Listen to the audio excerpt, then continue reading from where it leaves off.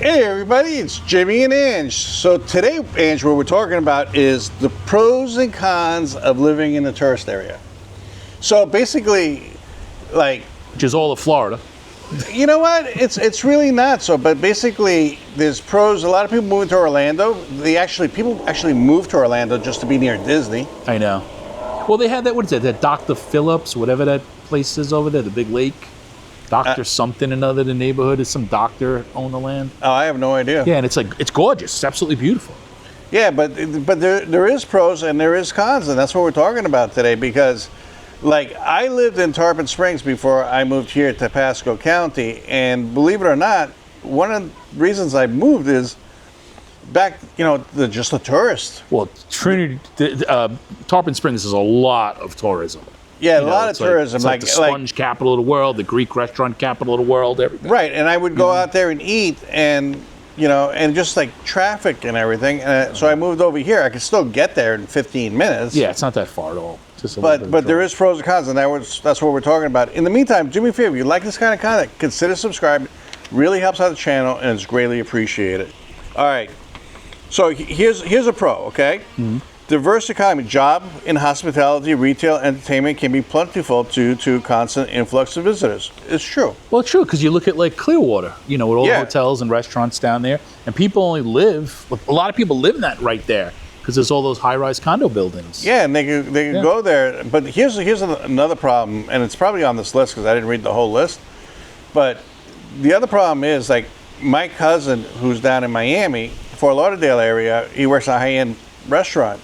Big tourist place, tourist, But it got so expensive that they can't hire help to support the restaurant. No one could live in the neighborhood close enough to work. Right. You're saying, okay. So, like, I went to his restaurant once, and I was literally sitting there for 20 minutes. Nobody came up and said, "Hey, what do you want for a drink?"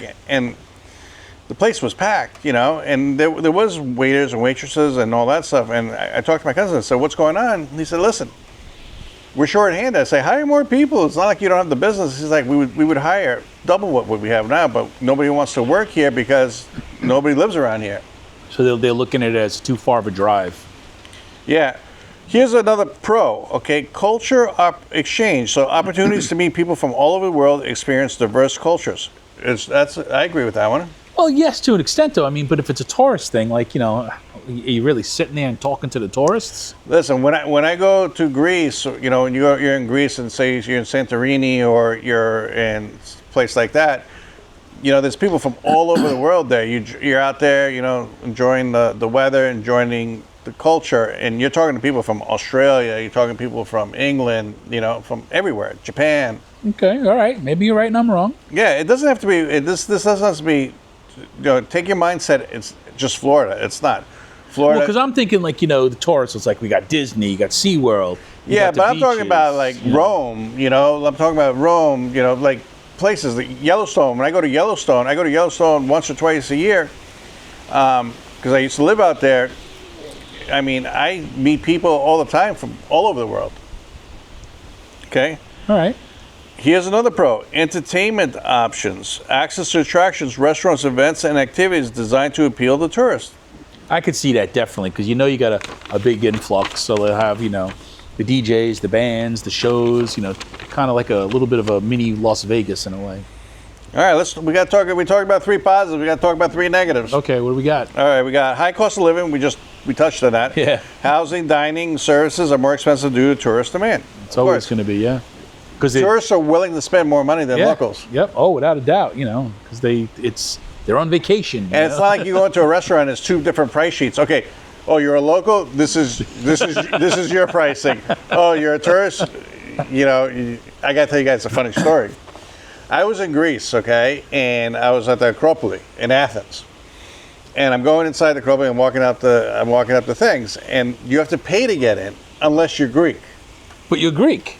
Yeah, but the guy talked to me in English, and I knew what he was trying to do. So I talked to him back. I said in Greek, well, "I don't understand what you're saying. I'm Greek." He's like, "All right, just keep going. Just keep walking." because I speak fluent Greek. I thought it was funny. It is funny. I'm cracking up here. Yeah, so- you pulled one over on him. He thought he got you by speaking English to Yeah, everyone. he's like, hey, you got to pay to get in here. And it was like, no, you know. This is a big con. This is one of my biggest cons. Traffic congestion, increased road traffic parking Oh, challenges yes. during peak tourist seasons. Not only that, it's like they'll start, if you're close to something that's an attraction, they start parking like on your block. You know what I'm saying? I mean, they don't park physically in your block because you're not next to any attractions. But take the people that live off the beach. You know, so a lot of tourists want to go to Yeah. three of the most beautiful beaches in the world here. Next thing you know, you go 3 blocks over where it's residential. They're parking in front of your house, blocking your driveway. I get it. Well, believe it or not, that's just not just a tourist attractions. When I lived in Island Park, there used to be a place called Patty McGee's. Oh yeah, they would park just Channel for the 80. bars. Yeah, Yeah, the bars, and they would park right in front of my house. yeah, and they don't care where they park. Yeah, they like, I couldn't find parking in front of my own house in New York, but at the same time, at the end, you know, when I got older to go there myself, then I could just walk there and walk back, you know. All right, here's another con. Crowded public spaces. Popular areas may be crowded, making it harder for locals to enjoy amenities. True. You try going to Clearwater Beach. You live on Clearwater and you want to go enjoy the beach? Oh, it's crazy. Everybody has 5 by 5 square feet, you know, at certain times. Even for the dining, you want to go get something to eat. The places are all packed. You know, it's like you can't get in. Yeah, I see it. You got to find your local spots to go to 3 blocks over. Noise pollution. Tourist and entertainment venues create noise, especially in nightlife heavy areas. It's true. Yeah, Yeah. I mean, what do you think of that one? totally. It's, you know, you're gonna, anytime you increase the population, and think about it, it's gonna happen a lot of it at night too, when everyone's out like drinking and partying and, you know, having dinner. Because during the day, if they're in a place like Florida, most of them are either in some amusement park or they're sitting on the beach. But comes night, you know, you go down there and it's, you know, all those, especially in Clearwater, because it's like bar, restaurant, bar, you know, and that block is crowded. What is that? I forget the name of that main road there. Michigan or Universal. Is that what it is? Yeah, I forget what it is. Universal Avenue, whatever. Yeah, it's like crazy. Yeah, it's crazy. Yeah. All right, this one I totally agree. Well-maintenance for pros. Well-maintenance infrastructure. Tourist areas often have better roads, parks, public spaces due to revenue generated by tourism. Like Disney, if you go down those roads, there's no potholes, there's no nothing. those that places. It's trimmed grass, trimmed trees. That place is pristine. Yeah, because people are spending a fortune to go there, so they want to do it. Yeah. You know? Here's a pro. Vibrant community, energetic and lively atmosphere with events, festivals, and activities year-round.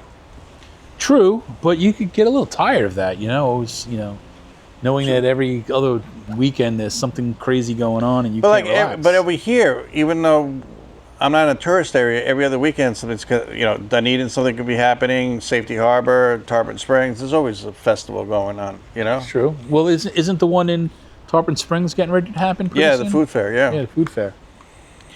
Access to amenities. High-quality restaurants, shops, services that cater to tourists often benefit residents too. Yes, I would, you know, I'm a little hesitant on it because it might be a seasonal thing, you know, because it's, you know, it's people come in a certain time, but still it benefits. Yes, it does.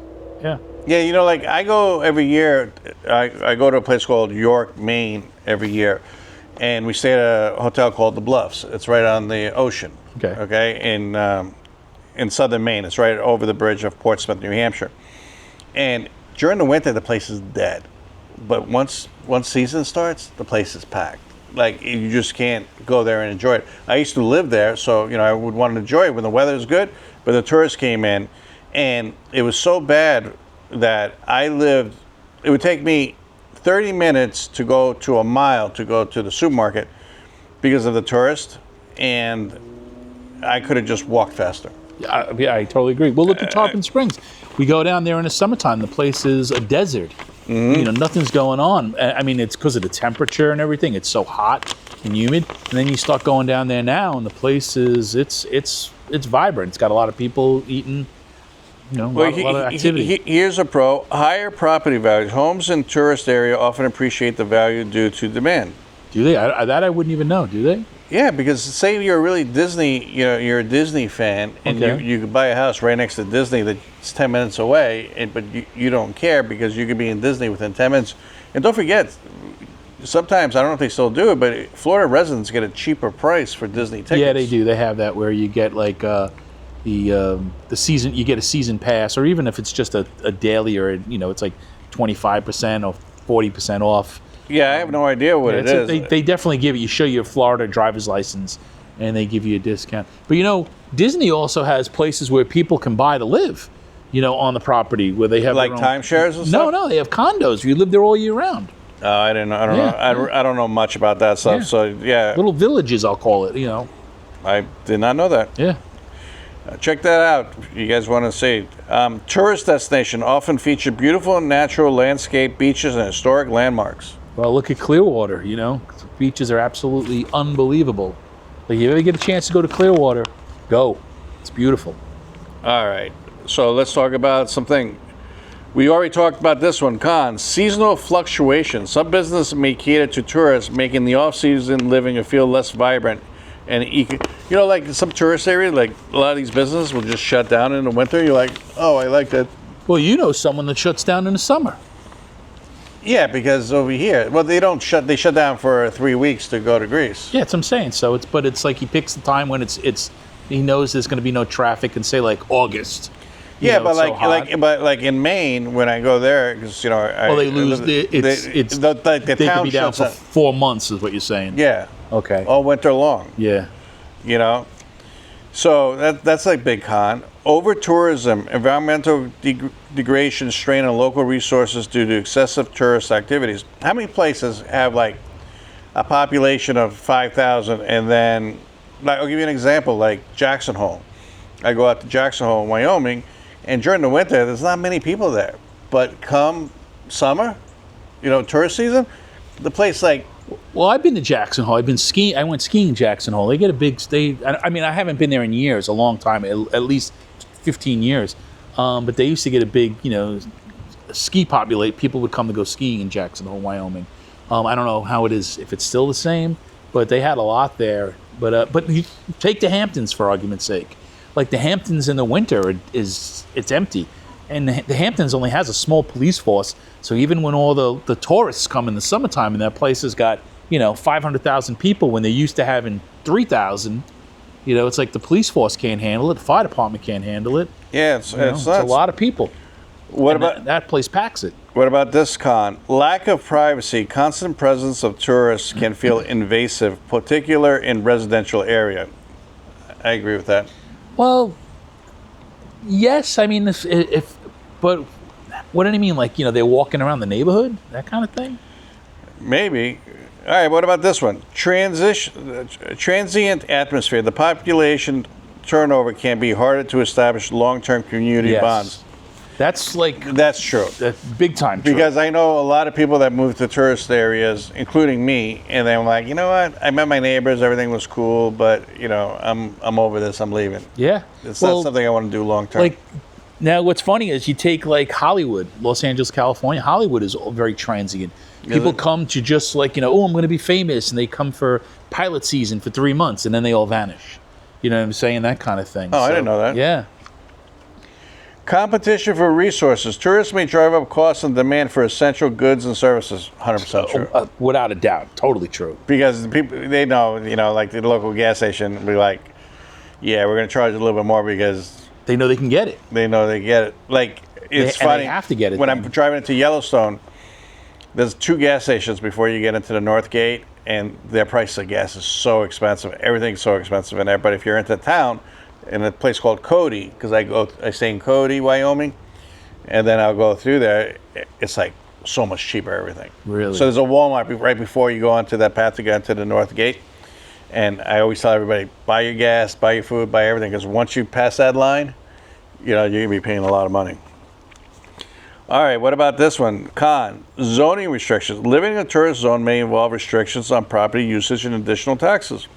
I could totally agree with that. I'll give you an example. Like St. Augustine is a really, really big tourist place. And I go to St. Augustine all the time. And one of the reasons we go up there is for the Festival of Lights. Now, isn't St. Augustine either the oldest city in America, or it's the oldest city in America? It has the oldest school in America. I recommend everybody going to St. Augustine.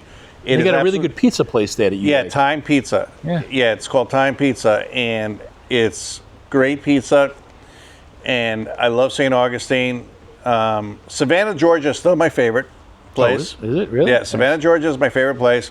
But then it's St. Augustine. But St. Augustine, they have the Festival of Lights, and the lights, because the tourists, you have to put, if you're in a historic district, you have to put the lights up. Now, is the Festival of Lights like a Christmas thing? Yeah, it's like, well, it's a holiday. They made it at one point sounding taboo if you say Christmas, but holiday lights. Okay, because the reason why I asked, because I know they have that giant light tower that's haunted. The lighthouse. Yeah, the lighthouse is haunted. Yeah. I mean, well, they say it is. I literally, and I did a video on St. Augustine. Check out that video. Supposedly, if you can't afford the lights, they'll help you. So. Oh, wow, that's nice of them. Yeah, to do it. Okay, so zoning restrictions. Limited parking, 100%. Yeah. Tourists attract often parking. Like if you go to St. Augustine, you got to pay for parking pretty much everywhere. I can understand that. I mean. Well, but they have it designated too, right? Like they have places to park. Yeah. They have places. So I can understand that. This one over here, I don't agree with, but tell us what you guys think. Higher crime rates. Tourist areas may attract petty crimes such as theft due to presence of travelers. I totally agree with that. Go to Nashville. Go to the most crime you'll ever see is Mardi Gras. Pickpockets. Yeah, and go to like pickpockets.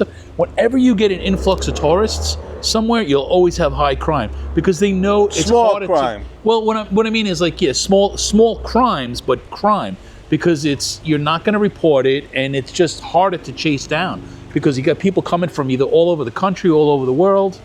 But like I went to Philadelphia once, and I went to where they had the Liberty Bell and where they signed the Constitution. Yeah. And I felt really, really safe right in that section right there. I know that area because there's a lot of state police there as you walk around. I felt really, really safe there. And some of the tourist areas, they really protect it. Like when I go to the Bahamas, there's a travel advisory of some kind around the Bahamas now. But when I used to go there, where the tourists get off the ships and hang out there, I always felt safe in that area. It was always patrolled really good. Well, I remember we were going to go a few years back. We were going to go down to Acapulco, and we were talking to the travel agent, and the lady was telling us if you go, you can't leave the compound at night. Really? Yeah, she was like, you do not leave it. She's like, it's dangerous. And then so we nixed that, and then we were like, all right, we'll go to Costa Rica, and no problem whatsoever. Like Costa Rica was the greatest. Oh, good. So overcrowded schools, public schools service may become overburdened during the peak tourism season. I don't know why, because if you're going there for vacation, why would you be going to school? Yeah. High prices for locals. Local business may prioritize tourists over residents, charging premium prices. We already talked about that one. Yep. Transient workers. High turnover for employees in tourism-based jobs make service inconsistent. I agree with that one.